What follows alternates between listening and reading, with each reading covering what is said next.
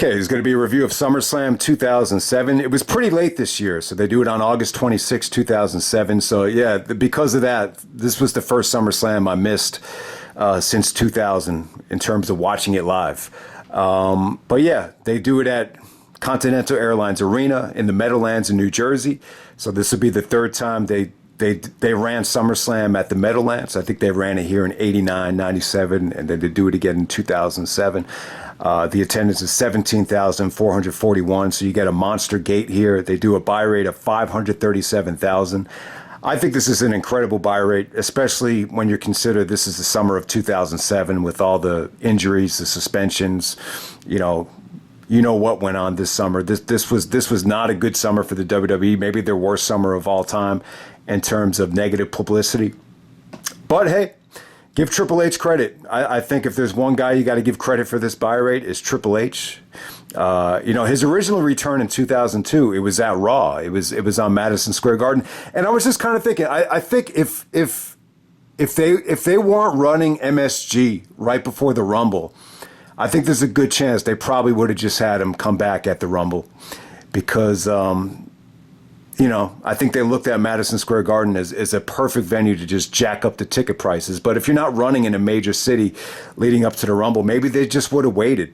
But it didn't really matter, man. The Rumble still created a monster buy rate, and you got a really, really good buy rate here as well. And I'm kind of looking back at, Vengeance 2001, the tournament where Jericho won the Undisputed Belt. If you remember, Triple H was actually on the poster there.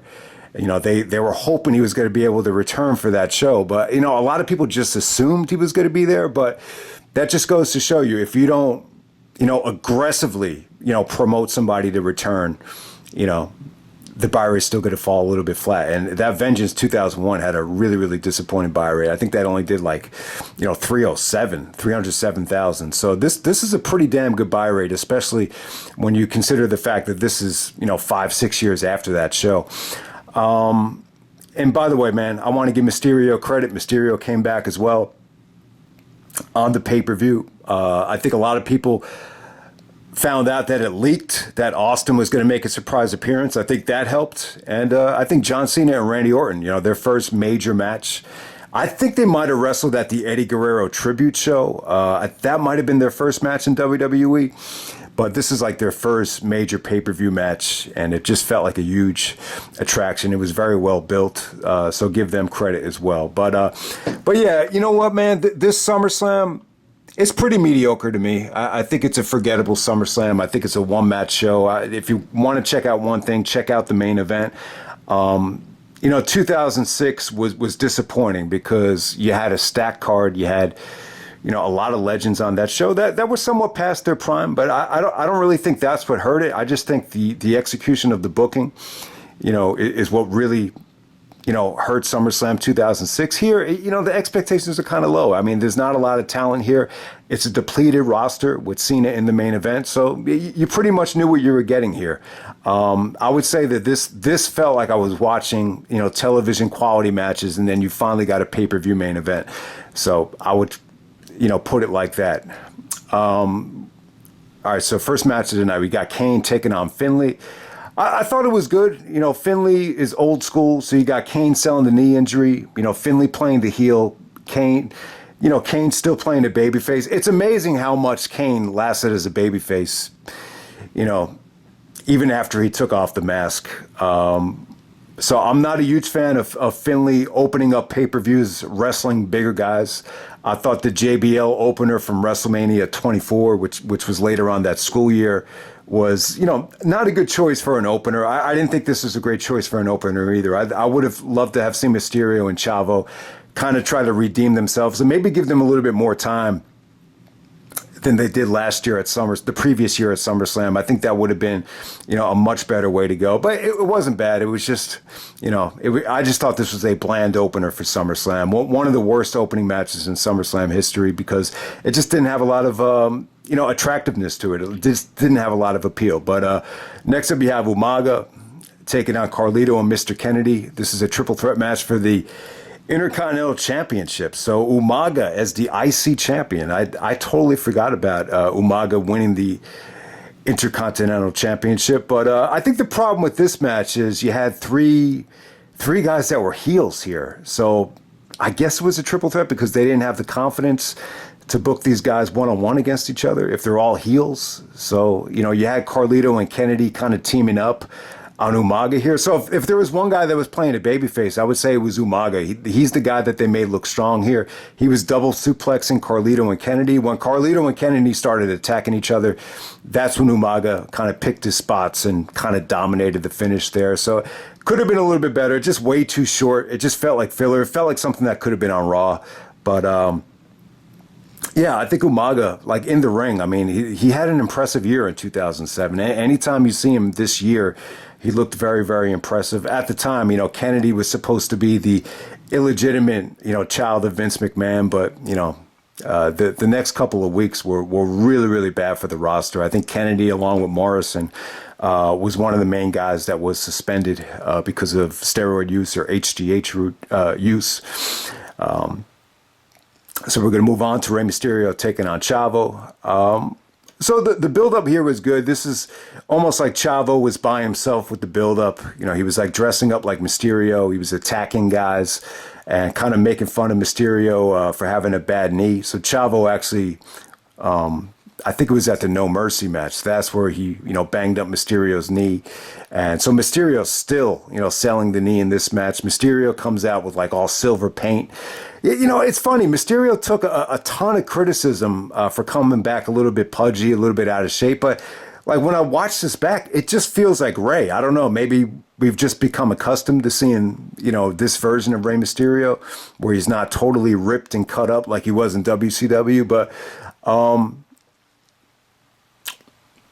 to Rey's credit, though, I mean, the poor guy was out with knee surgery. He had a major knee operation. It's not like you could, unless you really go on a strict diet, you're not going to be able to run. So it's very difficult to, come back, lightweight and come back in amazing shape. So, but yeah, I thought this was good, man. I thought Mysterio looked a lot better than he did in 2006 in the SummerSlam match against Chavo. I think these guys clicked. I thought this just felt like a big match. It felt like the fans were invested in Mysterio. I think Chavo was a much better heel here. He got legit heat.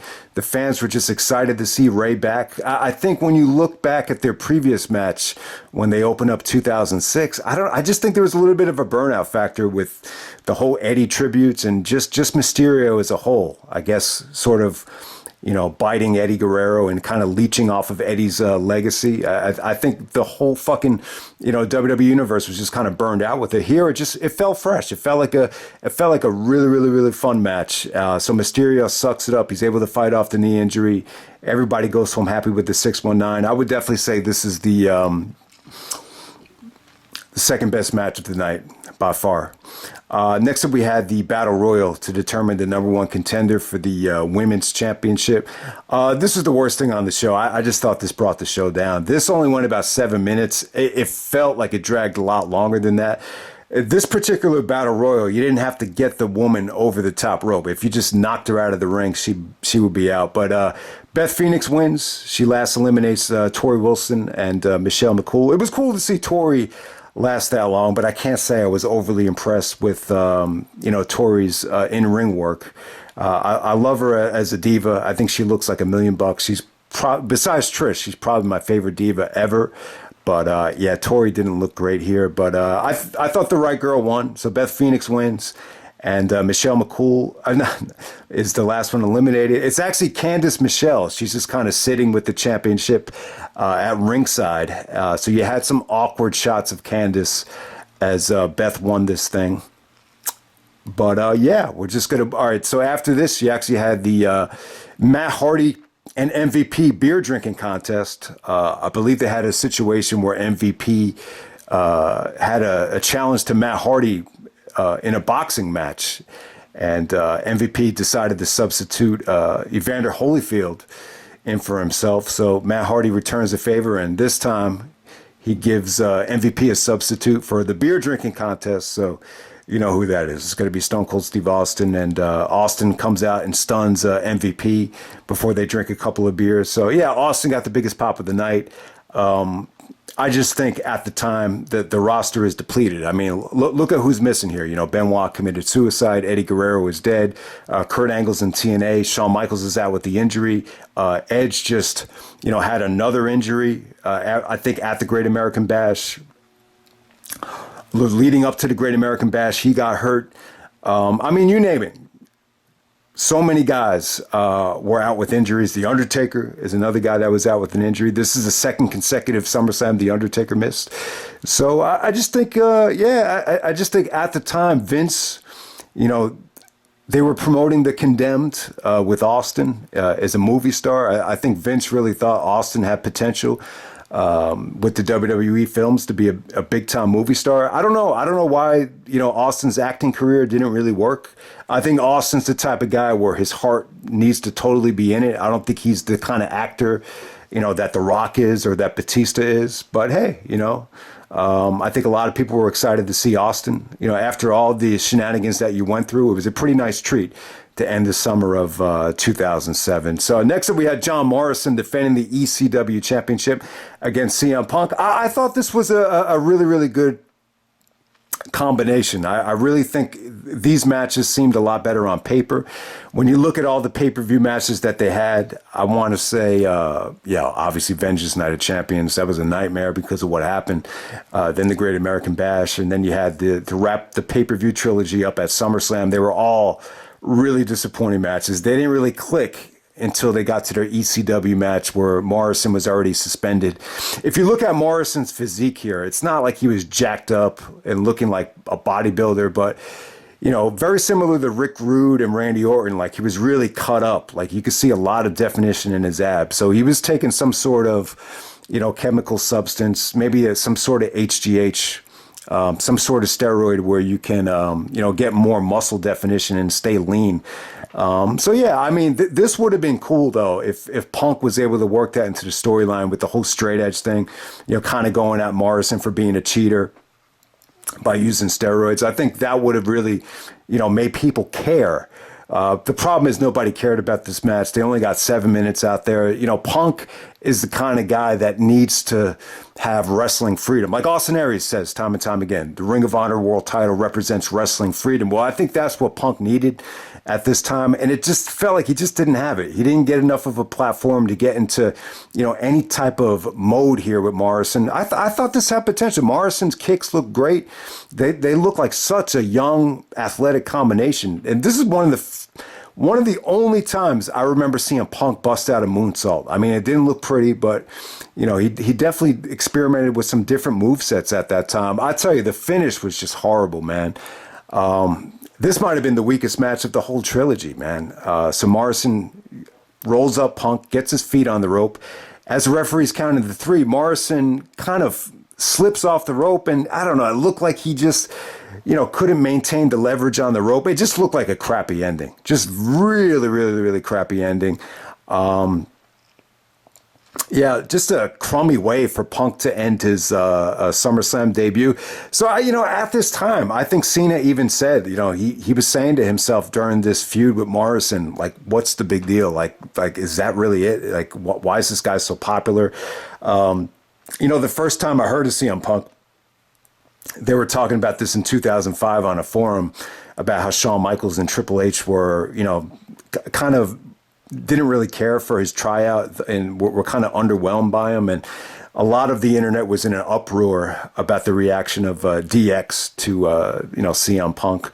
I mean, it's definitely true. I think Punk got off to a really, really rough start. To use a hip hop analogy, he kind of reminds me of where Kendrick Lamar was.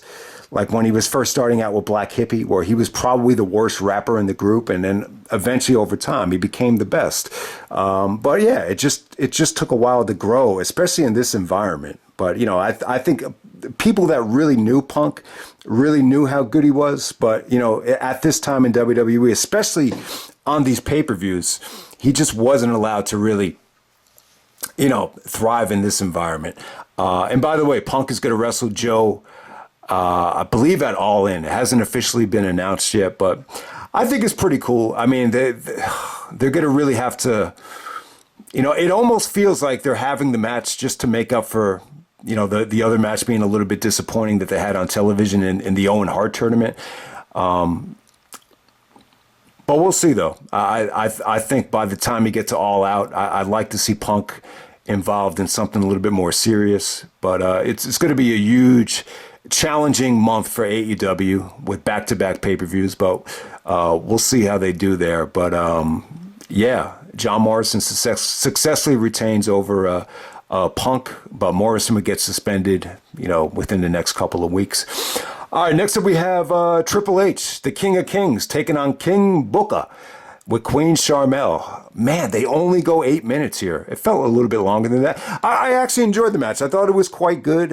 Nowhere near as good as WrestleMania 19. Just didn't get enough time. Triple H came back in really, really good shape. I love the training video that they showed Triple H doing here. They showed him doing like a lot of different stuff with cardio, kickboxing. He was doing tire drills, squats. It wasn't just him, doing bench press like they showed in 2002, or just heavy weights. So he definitely learned from his mistake and, shredded some weight, came back a lot leaner, which is well documented. But I don't know. This match right here against Booker T, man.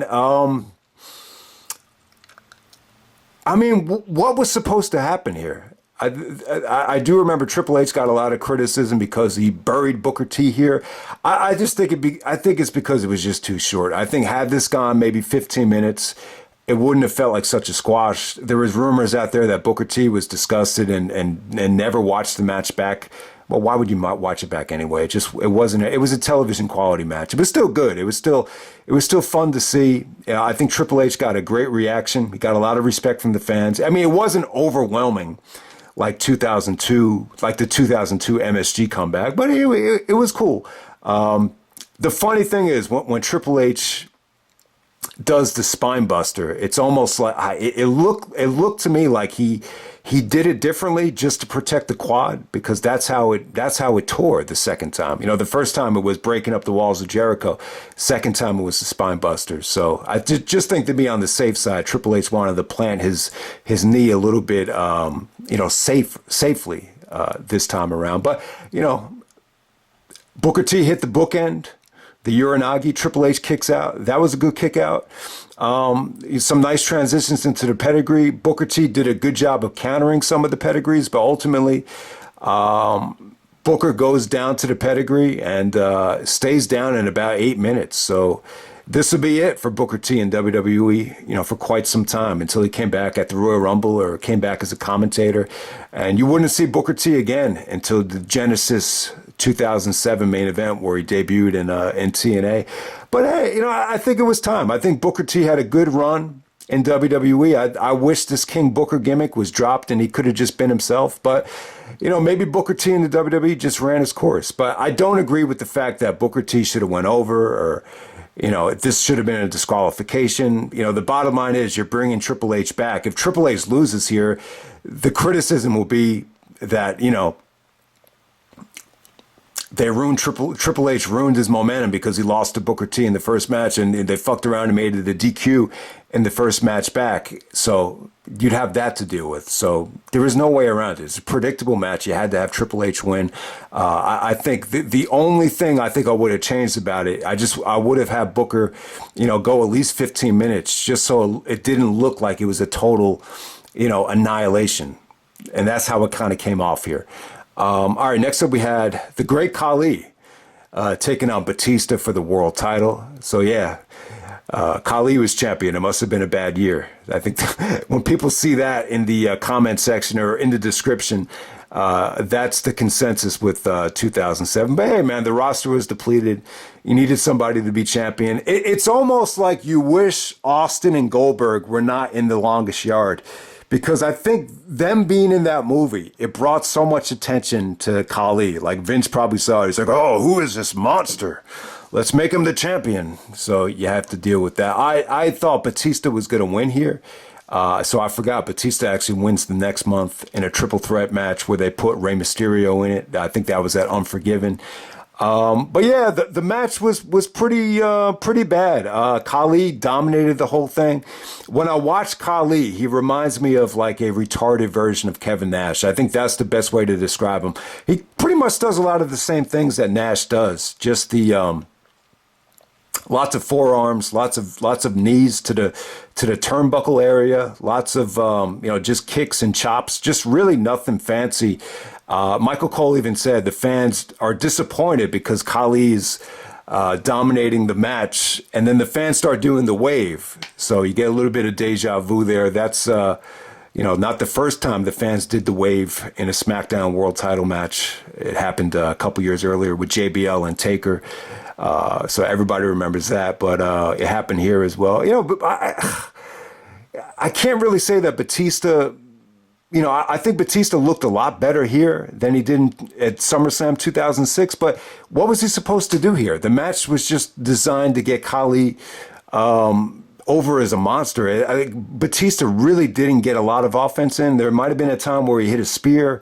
Just did not get much offense in. So he took some criticism here because there were other guys like Cena, like Taker, that were able to get much better matches out of Khali. I just think by the way this ended, it was just another awful, SummerSlam performance with the world title being on the line. I mean, I can't say this is even worse than the Batista Booker T match. So, but hey, man. Khali is the champion. I believe he actually won the belt in a battle royal. So if it wasn't for the injuries, it probably would have never happened. So who were you supposed to put the world title on? The choices were very, very slim. So it's because Edge got injured. That's why they gave the belt to Khali. I mean, the argument would have been, maybe you just put the title on Batista at the battle royal, but what was cool about it, though, is you could have Batista actually look like an underdog for once, compared to Great Khali. Because, Khali's so big, he actually made Batista look small. So if you look at it from that aspect, you get why they put the title on Khali and have Batista chase him. But I did want to say this. I know I didn't want to spend too much time on this, but I do remember that Batista was very critical of Khali becoming champion. He was almost depressed about it. He was like, man, sometimes when I see Khali come out as champion, I say to myself, what the hell are we thinking? It actually made him upset. And I forgot to mention this, but when we're talking about the match that Batista had with Booker T the previous year, which was also pretty bad, DQ in a SmackDown World Title match at SummerSlam. I forgot to mention it, but I think the main reason why Batista and Booker, and they should have done a much better job if they had real life heat. They could have done a much better job of making people interested in that match. But I think the King Booker gimmick kind of handicapped that stuff. But yeah, the main reason why Booker and Batista didn't really get along. Yeah, and I talked about this in the Vengeance 2005 review, was that Batista was very critical of SmackDown. I think he even said like he just didn't enjoy watching the show, and he thought like the SmackDown brand lacked a lot of effort compared to Raw. And Booker T, I think he heard about that, and he never forgot about it. And it's funny because like that's how Booker T came into SmackDown in the storyline, that he was very critical of SmackDown and he wanted to stay on Raw, and he's like, man, I hate SmackDown. But in real life, Batista was the one that was like putting down SmackDown for, being the, inferior brand. But we're going to move on here.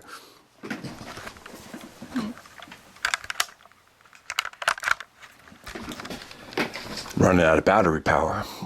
Sorry about that. And the main event here, we got John Cena taking on Randy Orton for the WWE Championship. So yeah, man, the first pay-per-view main event between Cena and Orton. Cena was on SmackDown, Randy Orton was on Raw. It felt like the two young, fresh guys in the company were kept separate for so long, but somehow, some way, because of all the injuries, things opened up for Randy Orton when they weren't supposed to. Orton was supposed to serve a nice fat suspension, smoking cigarettes and watching Kangaroo, but Captain Kangaroo. But they decided just to build him up as a monster. And I think it worked too, because Orton had this reputation of being reckless and getting suspended, and so they just made Orton into this I don't give a fuck type of heel that was gonna just annihilate everybody. It started with punting Shawn Michaels at Judgment Day, and then he punted Rob Van Dam and took him out. That's another guy that was missing, RVD. He didn't get injured. He just got sick of wrestling in WWE because of, the ECW stuff and all that stuff. But Orton took out Dusty Rhodes. I mean, you name it. I thought they did a great job of building Orton up to the point where he got himself monumentally over. If you watched that MSG show from Saturday Night's Main Event, you heard lots of loud Randy Orton chants, tons of RKO chants.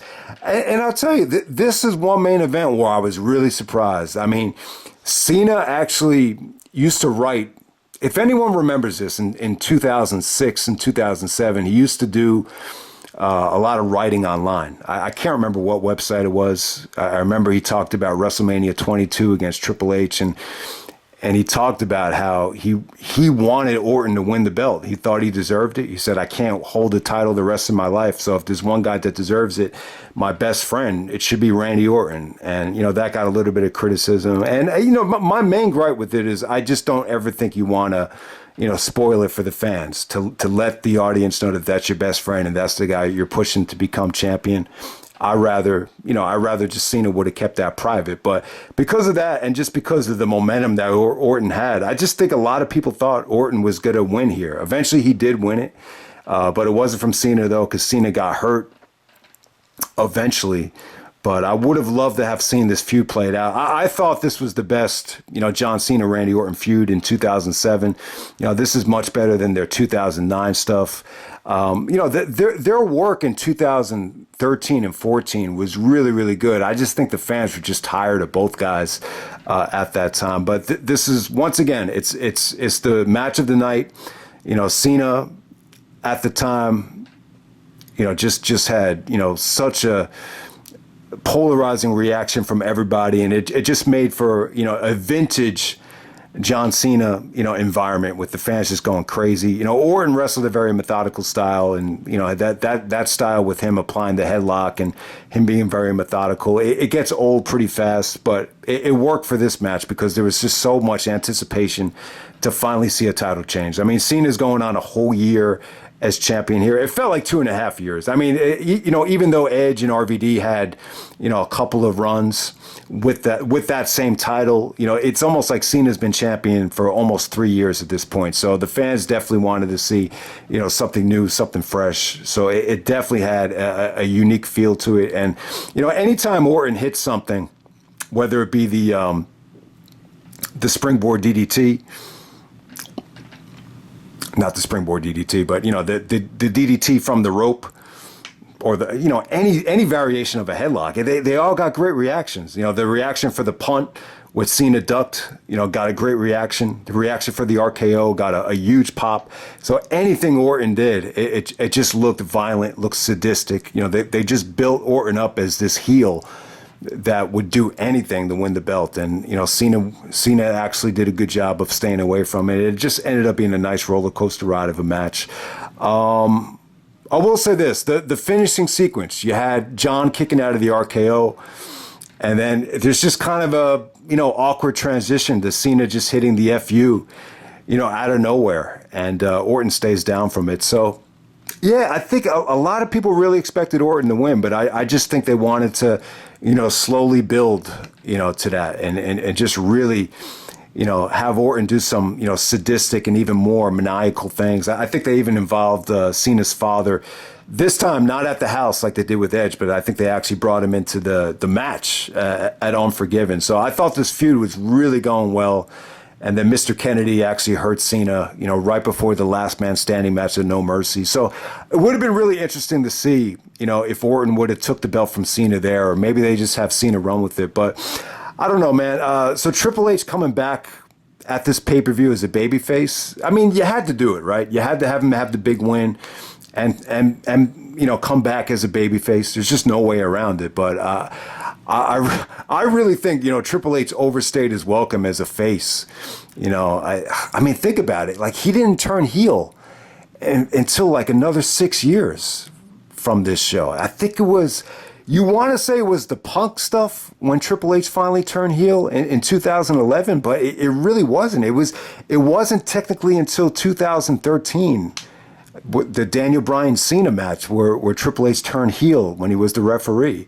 So it's crazy, man. Like, I think Triple H would have, I would have brought him back as a face here, maybe for like a couple months.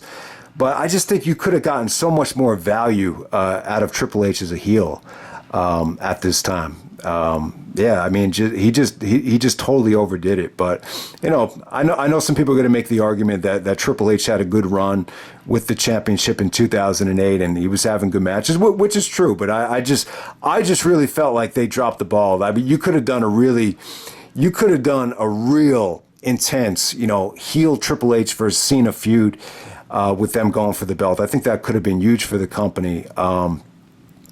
Because, none of the Cena Triple H programs, Triple H did not really go into full heel mode there, where he went balls to the wall as a heel. So you could have gotten so much more out of Triple H, especially when he was going up against Cena. But I guess because Orton was so over as a heel, they felt like they didn't have to do it. And obviously you want to plant the seeds for DX. They were still doing the DX thing when Shawn returned, so they don't want to eliminate that from the equation. So I guess that's why Triple H, that's probably another reason why Triple H never went back to being a heel. But I just say to myself, man, he's just, because obviously, when he came back here, True Slayer and a lot of guys, totally would criticize Triple H for, squashing guys like Booker T and guys like Carlito. But at the same time, like, what's he supposed to do? He can't be losing to guys like that, especially at this time. So it's like you're damned if you do, damned if you don't, that type of thing. But hey, man, that's SummerSlam 2007. I thought the main event between Cena and Orton, this is actually my favorite Cena and Orton match. I thought the main event was great. So definitely check that out. The rest of the undercard, it's not bad, but it's pretty forgettable. So I'll leave it at that. That's SummerSlam 2007, and I'm out. All right.